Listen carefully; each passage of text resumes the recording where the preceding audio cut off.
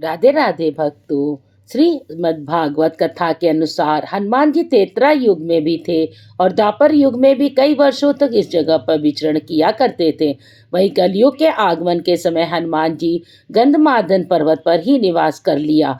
गंधमादन पर्वत हिमालय के कैलाश पर्वत के उत्तर स्थित में है और प्राचीन काल में सुमेरु पर्वत की चारों दिशाओं में स्थित गजदंत पर्वतों में से एक पर्वत को गंधमादन पर्वत कहा जाता था।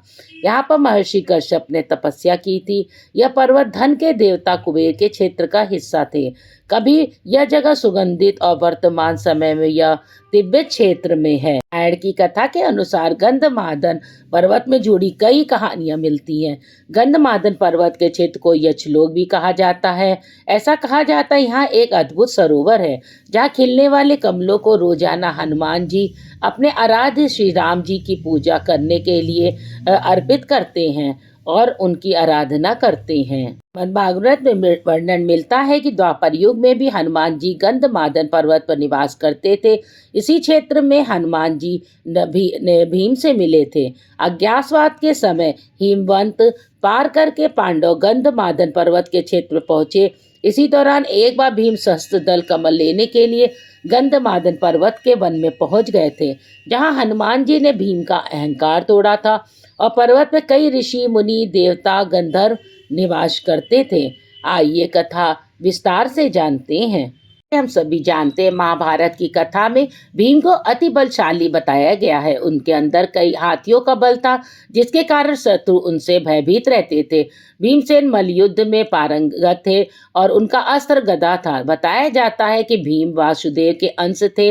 भीम को अपने बल का अभिमान था। उनके इस घमंड को हनुमान जी ने चूर चूर कर दिया था। एक समय की बात है, द्रौपदी के कहने पर भीम कमल पुष्प लेने के लिए गंधमादन पर्वत पर स्थित कमल सरोवर के पास पहुंच गए, लेकिन उनसे पहले हनुमान जी रास्ते में लेटे हुए थे और उनकी पूंछ रास्ते को घेरे हुए थी। भीम उसे लांघ कर जाना नहीं चाहते थे।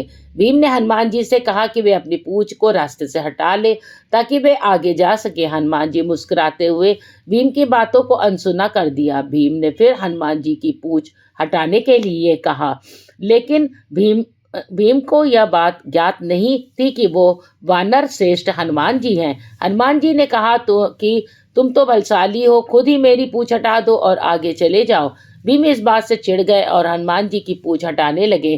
पहली बार में पूंछ टस से मस न हुई। फिर भीम ने अपनी पूरी ताकत लगाकर पूंछ को हटानी चाहिए, लेकिन वो पूंछ को हिला न सके। हनुमान जी ने भीम के बलशाली होने के घमंड को क्षण भर में तोड़ दिया।